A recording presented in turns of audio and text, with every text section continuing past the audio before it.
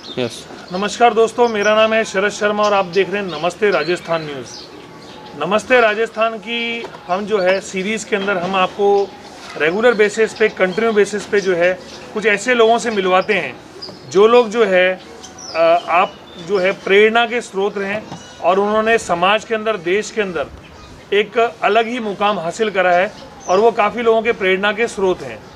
मेरे साथ में सोहन तंवर मौजूद हैं जो अंतर्राष्ट्रीय जो है पर्वतारोही हैं और इन्होंने क्लाइंबिंग करी है। कई पर्वत जो हैं शिखरों पे अपना जो है परचम, भारत का परचम जो है लहराया है।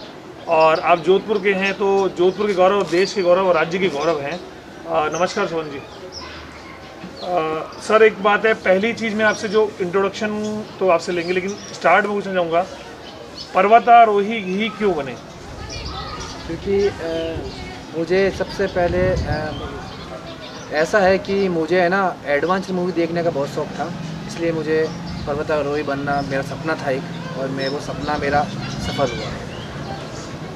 अभी हर व्यक्ति जो है स्टार्ट करता है कि मुझे ज़िंदगी के अंदर जो है पहले मुझे ये बनना है या मुझे ऐसा बनना है, तो शुरू से प्लानिंग थी कि पर्वतारोही बनेंगे? नहीं, शुरू से तो नहीं थी प्लानिंग। हाँ। क्योंकि मैं पहले बॉडी बिल्डिंग करता था। अच्छा। और फिर पावर लिफ्टिंग शुरू की, फिर बॉक्सिंग शुरू की। ऐसे करते करते कि मैं काफ़ी एडवांस मूवी देखना पसंद किया मैंने। फिर मुझे ऐसा लगा कि मुझे पर्वतारोही बनना चाहिए और मुझे ऐसे पर्वत पे जाना चाहिए जहाँ पर शिखर पे खड़े होकर दुनिया कैसी दिखती है। और बस मेरा सपना यही था कि मुझे सबसे हाईएस्ट टॉप पर खड़ा होना है और मुझे दुनिया देखनी है। बस ऐसे ही मैं पर्वतारोही बन गया। चलते प्रेरणा कोई मिली कहीं से? प्रेरणा शुरुआत कहीं से हुई? प्रेरणा तो ऐसा है कि मालवी पूर्णा है जो एक सबसे यंगेस्ट गर्ल है, जो 13 साल की है लड़की, जिसने माउंट एवरेस्ट सबमिट किया।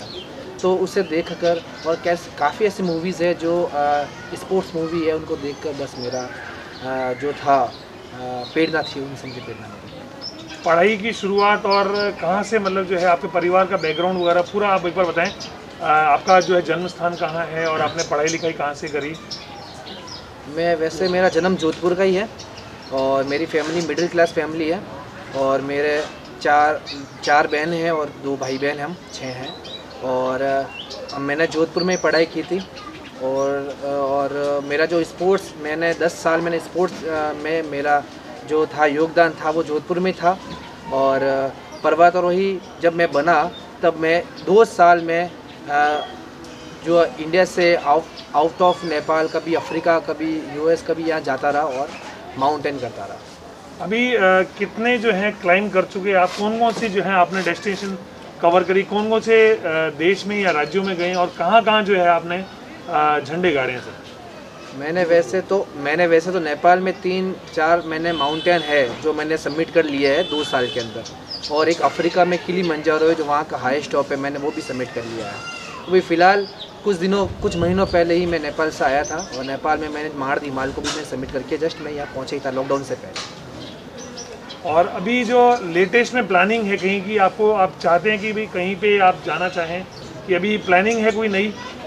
हाँ, मेरी प्लानिंग ये है कि अभी कोरोना वायरस चल रहा है और कोरोना वायरस एक वैश्य महामारी है जो पूरी दुनिया पूरे हर कोने कोने में छा गई है और काफ़ी नुकसान हुआ है। और हाँ, और मेरे जो भारत में जो कोरोना वायरस है जो फैला है और काफ़ी लोग उसमें बहुत ही नुकसान, भारत का भी बहुत नुकसान हुआ है। और मैं इनको एक जो हमारे योद्धा है, जो कर्मवीर योद्धा है, जो हाँ, उनके लिए मैं ना एक अनोखे अंदाज से मैं उनका शुक्रिया अदा करना चाहूँगा। और मैं हमारा जो एक बहुत बड़ा माउंटेन है नेपाल का, जिसे बहुत टेक्निकल माउंटेन है, उसका नाम है माउंट अमाडबलम।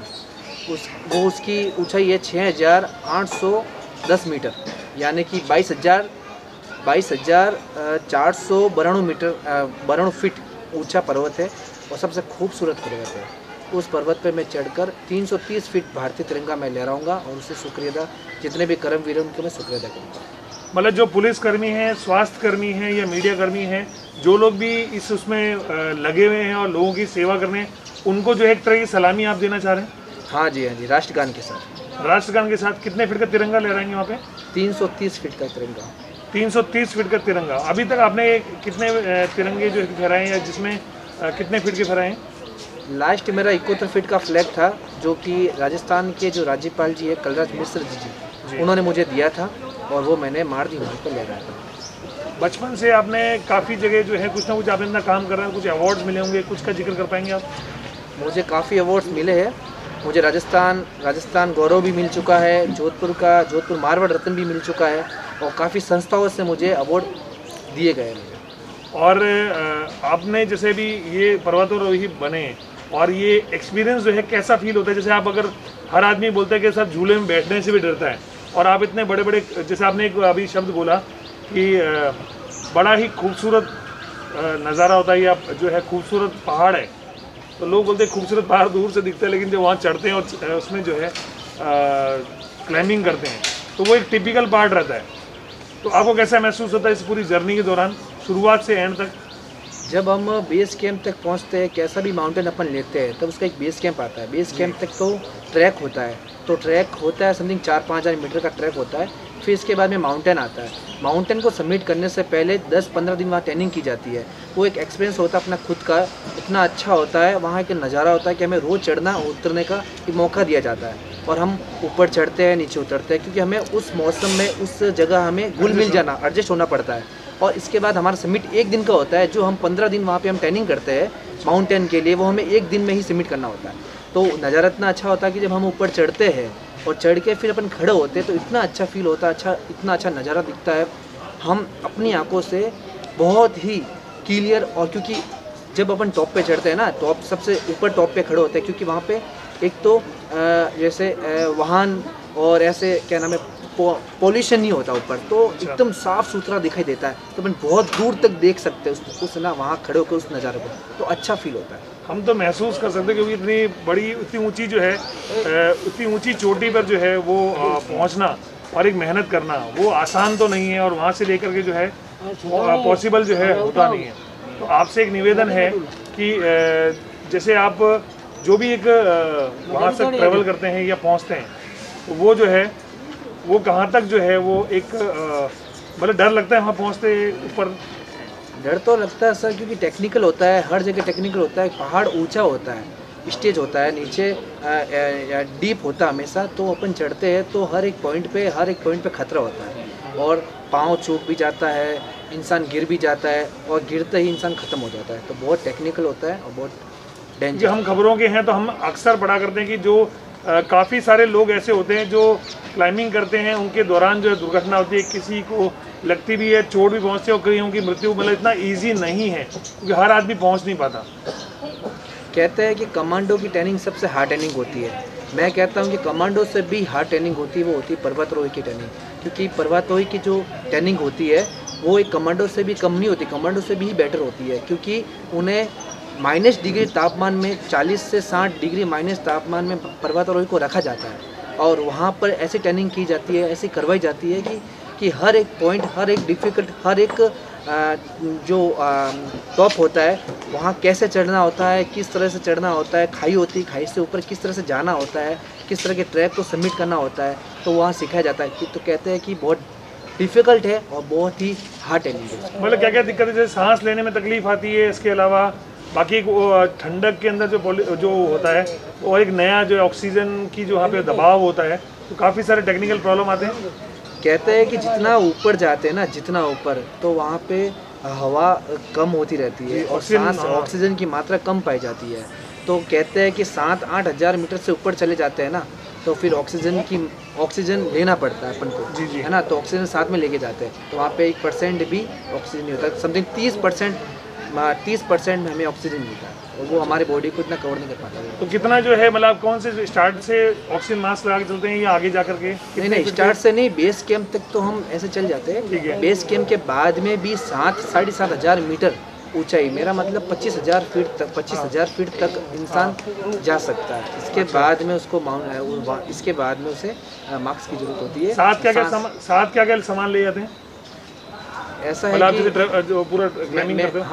हाँ, बेस कैंप तक तो हम जैसे कोई भी माउंटेन करते हैं ना, तो 2 या 3 केजी से ज़्यादा अपन वेट नहीं ले जा सकते। अच्छा। इसमें अपनी 2-3 ड्रेसेस होती है, खाने पीने के सामान होते हैं।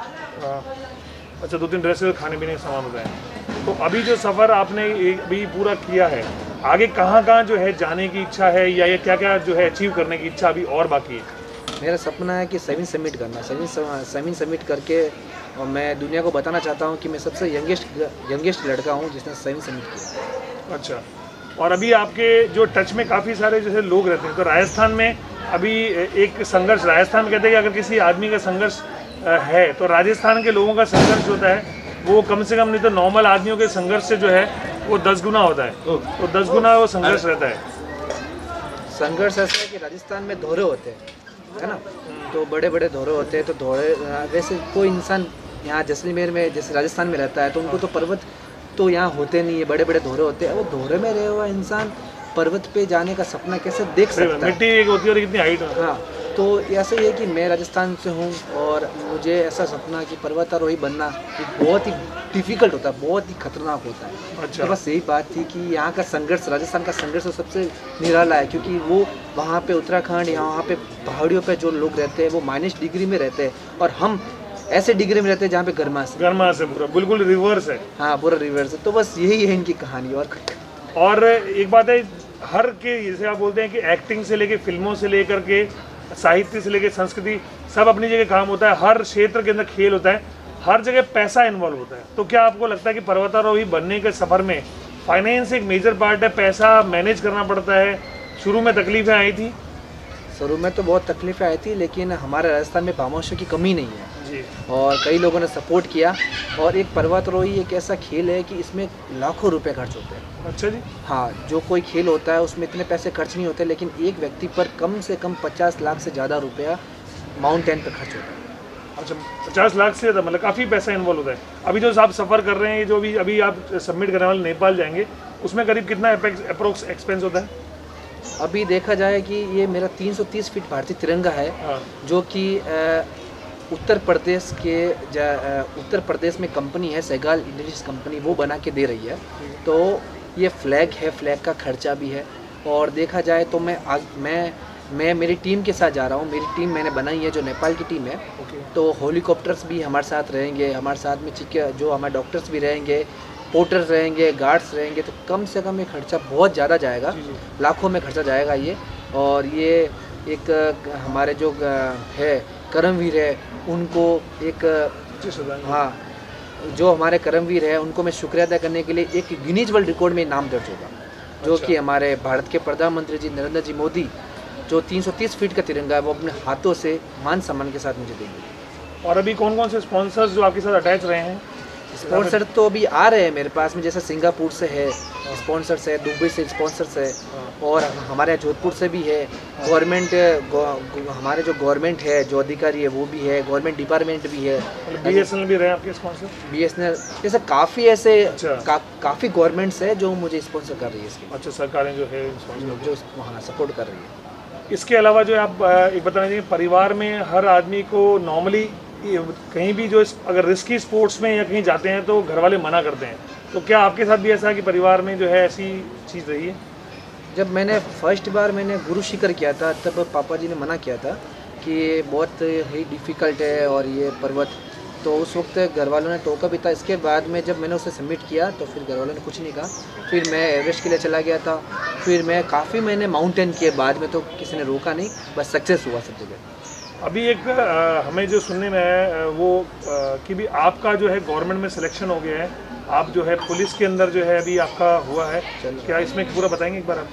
ऐसा है कि भी चल रहा है पुलिस में, क्योंकि मैं एक अंतर्राष्ट्रीय पर्वतारोही हूँ और मैं राजस्थान पुलिस का ब्रांड भी हूँ।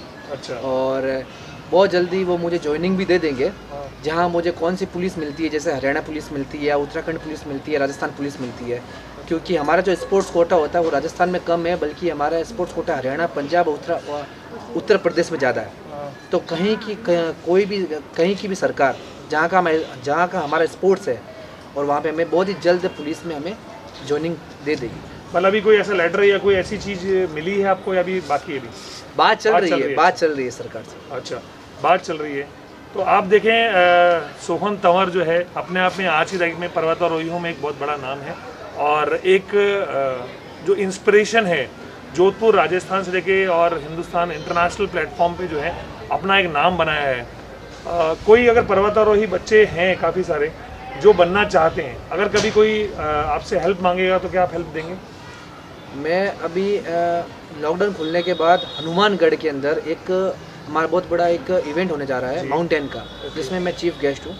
और अब मैं पूरे राजस्थान में हर एक कोने में एक ऐसा इवेंट कराऊंगा पर्वतारोही का, जहाँ पे छोटे छोटे बच्चे या बड़े बच्चे जो इच्छुक है एवरेस्ट के लिए, माउंटेन के लिए, कैसे भी माउंटेन के लिए कि मुझे एक पर्वतारोही बनना है, तो उनका सपना होता है बनने का, वो मैं सफल करूँगा। उनको पहले मैं देखूँगा उनका स्टेमिना कितना है बॉडी के अंदर, और वो क्या माउंटेन को सबमिट कर पाएंगे नहीं कर पाएंगे, उनका सिलेक्शन मैं करूँगा और फिर उनको मैं यहाँ से भेजूँगा बड़ी बड़ी कंपनियों के द्वारा। कितनी उम्र से चालू कर सकते हैं, मतलब जो लोग भी अगर ऐसा कोई पार्टिसिपेशन लेना चाहें, सीखना चाहें तो? ऐसा है कि जिसकी प्रतिरोधक शक्ति ज़्यादा है ना शरीर के अंदर, जी जी। स्टेमिना ज़्यादा है, तो वो 12 साल का बच्चा भी कर सकता है। और जिसका नहीं है तो वो 40 साल का भी हो या 50 साल का भी, वो नहीं कर पाएगा। आप हमारे साथ सोहन तंवर है, और आपने जो है पूरी बातें हमने इनसे जानी, क्या करना चाहते हैं लाइफ के अंदर, कैसे जो है क्या क्या अचीवमेंट्स हैं, कौन कौन सी जगह आप गए हैं, कितना क्लाइंब करा है, और आने वाले समय के अंदर ये नए पर्वतारोहियों को ट्रेनिंग देंगे, तैयार करेंगे। तो आप जो है आज की तारीख में जो है वो प्लानिंग इनकी है कि ये जो है वो एक क्लाइंब करने वाले हैं जो बहुत ही रिस्की है, और एक शिखर टच करने वाले हैं, और हिंदुस्तान का तिरंगा जो है वो फहराएंगे, जिसमें ये एक सच्ची जो है वो सैल्यूट करेंगे स्वास्थ्य कर्मियों को, पुलिस कर्मियों को या मीडिया कर्मी जो भी इस भी लॉकडाउन के अंदर अपनी सेवाएं जो हैं लगातार दे रहे हैं।